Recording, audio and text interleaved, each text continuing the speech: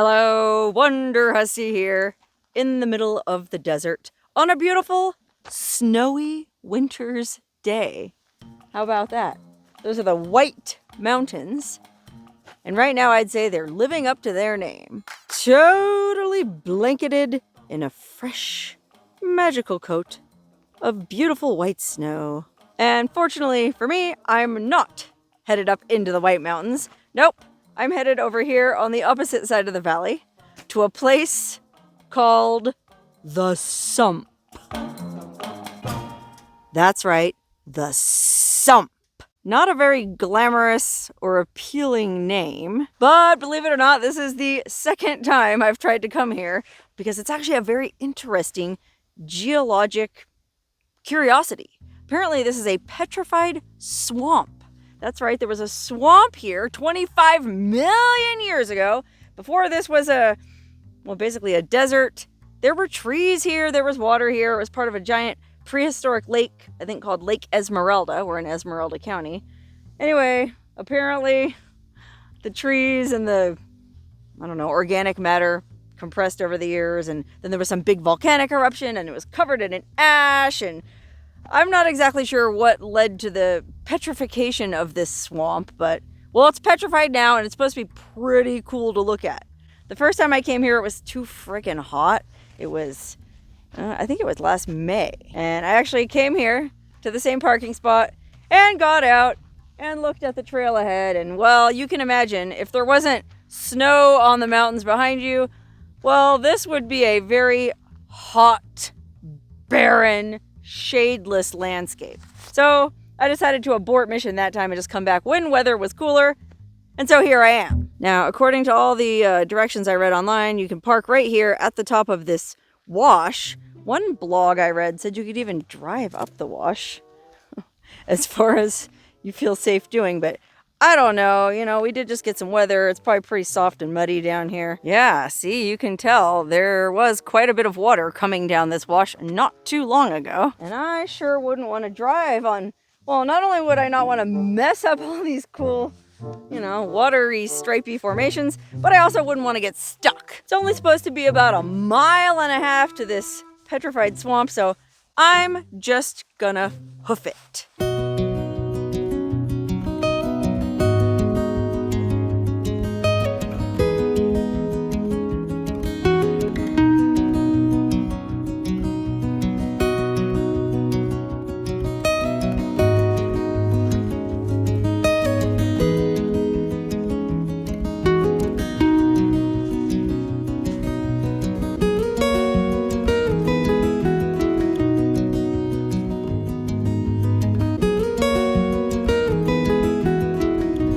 Oh gosh, look at this.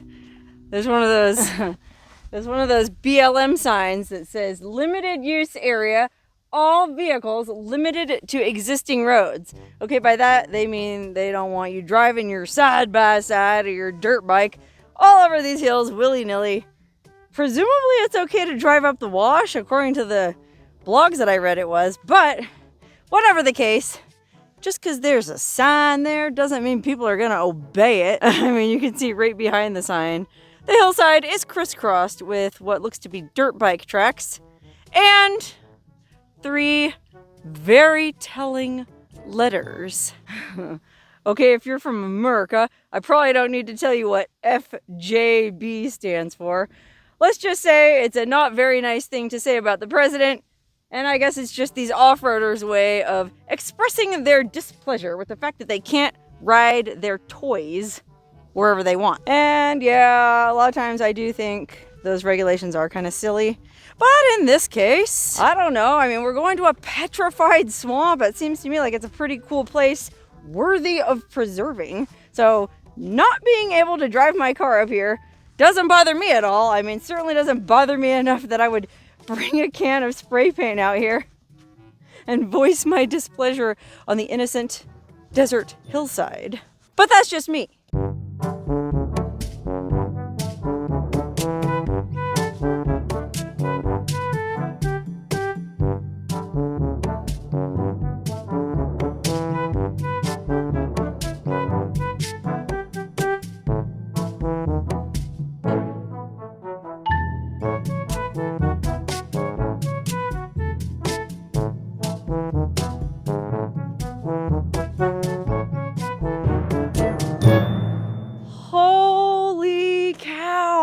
This is actually super cool.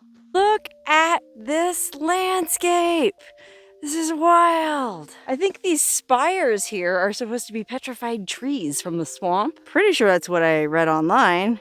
25 million years ago, this was a tree. Holy crike. And then the patterns on it are absolutely amazing. Let me give you a close-up. I mean, look at the lines and the weird little crumblies and the kind of weird lumpy formations going all the way up to the top of this spire. I wonder what it feels like. I mean, I hope I'm not offending or pissing anybody off by doing this, but oh, it just feels like mud. It's mud. It's very crumbly. Huh.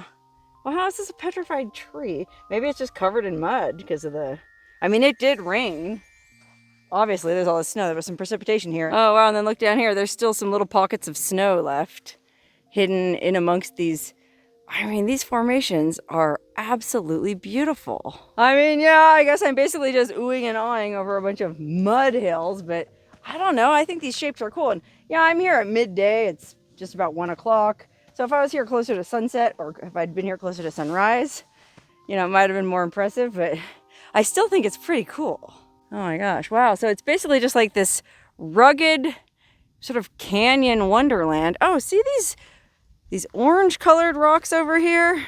I'm pretty sure I read online that these kind of look like wood chips from a distance. And that's essentially what they are. I guess little tiny chips of petrified wood. I mean, I don't know. You tell me. I'm not an expert on petrified wood, but kind of looks like it. Then again, I feel like what it said was this is like wood that hadn't quite petrified all the way. Like it hadn't completed the petrification process. Apparently what happens when wood is petrified is the cells... Oh gosh, I'm not a biologist, a chemist, an arborist, anything like that. I'm just a hobbyist and someone who's interested in stuff. But I think it's when the cells are taken over by silica somehow. And so with these little chips that, or maybe even with these tree spires, the process hadn't quite fully finished. I feel like that might be what I read. So maybe these aren't true petrified trees and that's why it was so soft and crumbly. I don't know, but if it's that soft and muddy, how is it still standing here 25 million years later? You know, like it just rained here and you can see how this wash got carved out. And that's happened, oh gosh, by a few times a year, every year for 25 million years. You think if that wasn't an actual petrified something or other, it would have just completely washed away. I mean, if you look at it, it does look, well, I don't know if you can tell, but the top is rocky. So it obviously has like a rock core, and maybe it's just sort of wearing like a mud sheath. You know, like a cozy mud winter coat. I don't know. I mean, these are all just my best guess. Again, I'm not a geologist or any kind of ologist other than a curious zoologist. So anybody who does know, feel free to comment below. So I guess the idea here is that you just basically wander around like it's a giant playground and kind of climb up and down and explore all around. I mean, there aren't any signs anywhere saying do not climb on formations. I mean, the whole point of this is to come out here and climb on the formations, I think. Again, if I'm doing something wrong, I'm sure somebody will let me know in the comments. But until then, I'm just gonna wander around and see what I can see. Oh, holy cow, look over here. Look how wild that is. You see what I'm talking about? That white area with all those nodules sticking up. Maybe that's the petrified forest. I'll zoom in a little bit so you can see what I'm talking about. Look at that.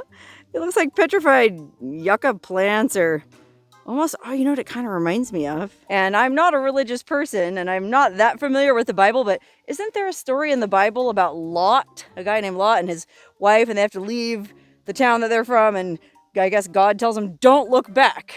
And Lot's wife ignores the admonition and looks back, and because she looks back, she gets turned into a pillar of salt.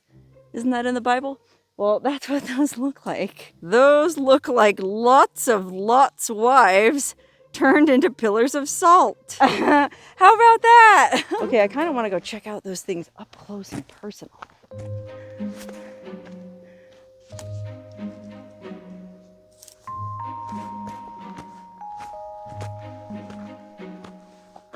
Holy Holy moly, look, it's all kind of different colors too when you get up close. You can see it's kind of pink and green and white. I'm pretty sure it's pink and green and white, and that's not just me because I didn't put anything in my coffee this morning. Man, look at the view from up here. This is so cool. You can see all the weird shapes and lumps and bumps and all the different colors and textures. Look at that. Kind of like grayish, bluish, greenish, and then there's little orangey yellow knobs.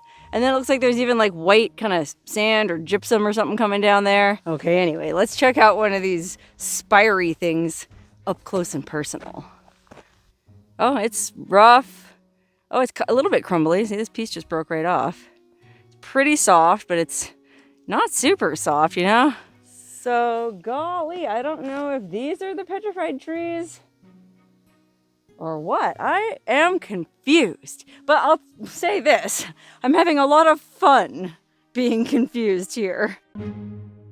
Okay, so up here in this petrified forest, I'm gonna call it, we kind of, well, we're up against the side of the canyon here, so it offers an excellent overview of the entire petrified swamp. Look at this. Isn't this amazing? I think it's really interesting and really beautiful. And I do want to come back here sometime later in the day so I can, you know, see how the colors change as the sun gets lower. Oh my God, wouldn't it be amazing to camp out here? I mean, you could drive, well, I guess if it wasn't so soft and muddy. And to be honest, I probably could have driven on that. It was muddy, but it wasn't that muddy. Anyway, if conditions were right, you could drive probably right up to the swamp. And oh my God, I didn't read anything online saying you aren't allowed to do that. Blows my mind that this place isn't better known. I mean, somebody told me about this, and that's the only way I found out about it. Otherwise, I never would have known. It's way off the beaten path. Talk about the middle of nowhere. We are in the middle of nowhere. I'll say where it is since it's marked well. It's well marked on the maps and the atlases and everything. It's called the Sump, S-U-M-P, the Sump, and it's right off US 6 between Tonopah and Bishop. Tonopah, Nevada, and Bishop, California. Not far off the highway. Any car could make it to where I parked. And well, it's a pretty easy hike up this wash. And there's lots of, well, I don't know if this is, any geologists watching, you tell me, is this semi-petrified wood? But I don't know, then you look at some pieces like this one here. This really looks like, well, my amateur understanding of what petrified wood is. I mean, it has those like stripes in it. It looks like lines of a tree. Well, look at this. These kind of remind me of the little tufa formations at Mono Lake. I wonder if there's any similarities in the mineral composition. And then over here, we're coming up on some of that bluish greenish stuff. Let's get a look at that up close. Oh my gosh, look at it. It's wild. It almost looks like bentonite clay, but it's so green when you get up close. I mean, I guess sort of meandering through this wonderland, you kind of can imagine how this might have been a swamp 25 million years ago, you know? It almost looks like the knobby roots of cypress trees. Although I don't know what kind of swamp it was. Like the cypress swamps that I'm familiar with in Florida, well, they might have been totally different here. We might have had some kind of weird prehistoric desert swamp trees that were completely different. Okay, wow, you can see this, well, I guess that's still part of the swamp back there. But there's no more of those really crazy colorful formations. So I'm guessing the main part of the petrified swamp is right back where we just were. So, wow. I don't know about you, but I was kind of on the fence coming out here like, petrified swamp, is it really that interesting? I think this was totally interesting and totally worth coming out here and shooting a video of.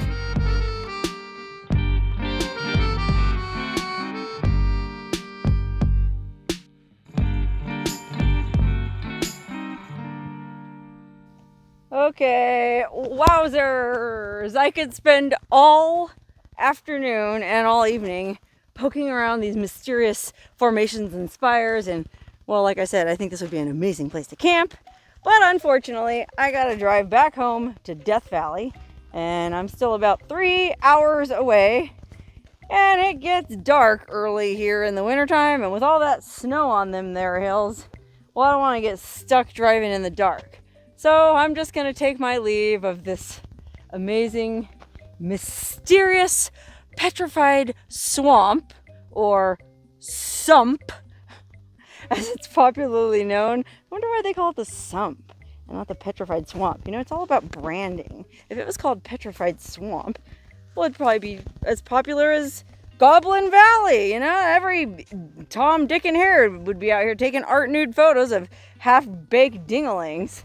But maybe, well, maybe that's for the best. Maybe I'll just keep on calling it the Sump and hope that keeps people away. Actually, I think the geographic isolation, the extreme geographic isolation, does a pretty good job of that already. But if you do happen to be passing through this desolate and mysterious part of the country, come check out this amazing Sump.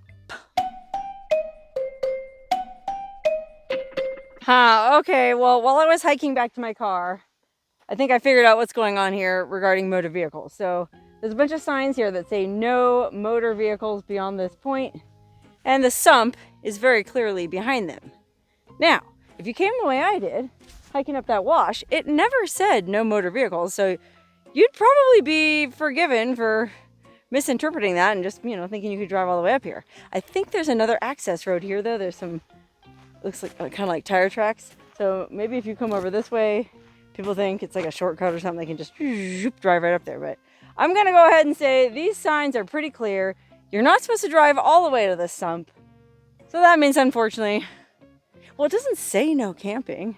It just says no vehicle. So if you packed your gear on your back, you could drive most of the way and then just park right here and walk up there and find a really cool campsite. So I don't know. I might still do it.